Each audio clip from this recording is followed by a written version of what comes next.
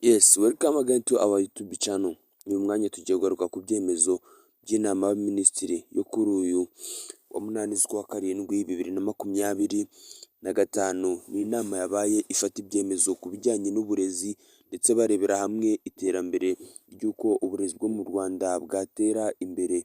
Hari ibyemezo byinshi bafashe n'ibyo bagiye guhindagura mu burezi kugira ngo barebe ko umwana wiga segonderi yazajya asohoka byibuze abasha kuba yavuga Icyongereza. Ibi ngibi bikaba bigiye kugira ingaruka zikomeye cyane ku barimu b'izi ndimi bigisha muri segonderi bakoze ikizami cyo gusaba akazi, ariko ugasanga ururimi rw'Icyongereza ntabwo barutsinze 100% nk'uko basabwaga.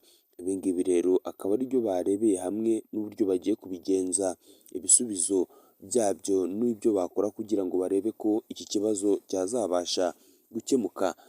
Byose tugiye kubirebera muri kino kiganiro twifashishije urwandiko Minisiteri ishinzwe uburezi REB ifatanyije n'ikigo NESA gitegura ibizami bya leta basohoye kuri iyi ngingo.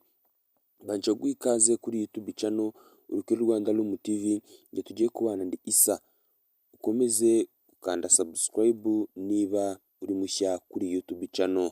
Nk'uko nabikubwiye rero ni ibyemezo by'inama y'abaminisitiri yo kuri uyu wa munani z'ukwa karindwi 2025, aho abaminisitiri bashinzwe uburezi bateranye mu Rwanda bagafata imyanzuro myinshi igiye itandukanye ku buryo batezamo uburezi bw'u Rwanda imbere. Reka ngusomere imwe mu myanzuro bafashe n'impinduka zigiye kuba mu burezi bw'u Rwanda kugira ngo bakomeze kubasha kuba babuteza imbere.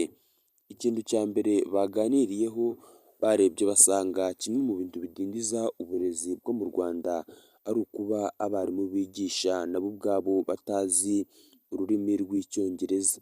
Mbega barebye basanga abarimu benshi bigisha Icyongereza ariko nabo kukivuga ni ibintu byabihishe rwose, ntabwo ari ibintu bumva cyangwa se ubona basobanukiwe. Nabo bigisha gutyo ariko umwanya munini bakoresha Ikinyarwanda. Kuri uwo mujyo rero banzuye ko umwarimu wese wakoze ikizamini ntatsinde Icyongereza agomba gusubira kwiga kaminuza igitaraganya, kugira ngo nyuma y'imyaka itatu yaba amaze yiga azakora ikindi kizami. Natsindwa icyo kizami cy'Icyongereza azahita yirukanwa. Mbega agiye kuzajya yigisha nawe ari kwigishwa. Ibyo ngibyo nibyo bintu barebeye hamwe basanga ari wo muti w'ikibazo kiri mu kigo cya segonderi, kubera ko bafashe urugero ko abanyeshuri bajya mu gipolisi barangije segonderi basanga abo bose kuvuga ururimi rw'Icyongereza rwose nta kintu na kimwe bakwifashiriza, no kucyumva rimwe na rimwe ugasanga ni ikibazo.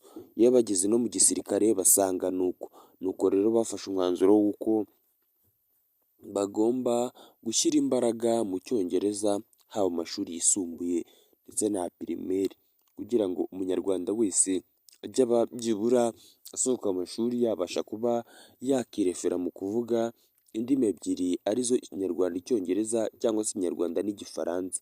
Izindi mpinduka zigiye kubaho nazo zizagira ibyo by'umwihariko zigira ku banyeshuri.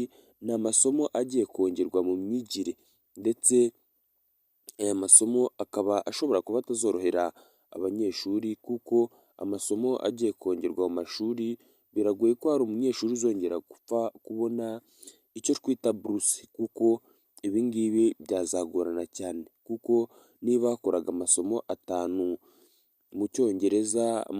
mu Cyongereza ariko hakaba hagiye kwiyongeramo Igifaransa, Ikinyarwanda, imibare ndetse n'irindi somo by'umwihariko ryitwa psychology, urumva ko ibi ngibi ari ibintu bitazorohera cyane abantu biga mu mashuri yisumbuye, kuko isomo ryitwa psychology usanga ari isomo rikomeye cyane riba risaba ubushishozi bwinshi kurikora ndetse no kurikoresha hirya no hino ku bantu baryize. Aya masomo yose azongerwa mu masomo mu bigo byose byo mu gihugu cy'u Rwanda byakoraga ikizami cya leta, kubera ko wasangaga nk'abantu biga section Igifaransa batagikora mu kizami cya leta abenshi nk'abiga indimi, hari abigaga ibintu bijya gusa n'indimi zimwe na zimwe ariko ugasanga ntibakora igifaransa mu kizami cya leta. Rero kubera iyo mpamvu banzuye ko buri kigo cyose mu kizami cya leta bagiye kuzajya bakora icyo twita igifaransa, bakore imibare, bakore ikinyarwanda, bakore icyongereza kuko hari amasekisiyo menshi buriya mu gihugu cy'u Rwanda atakoraga icyongereza.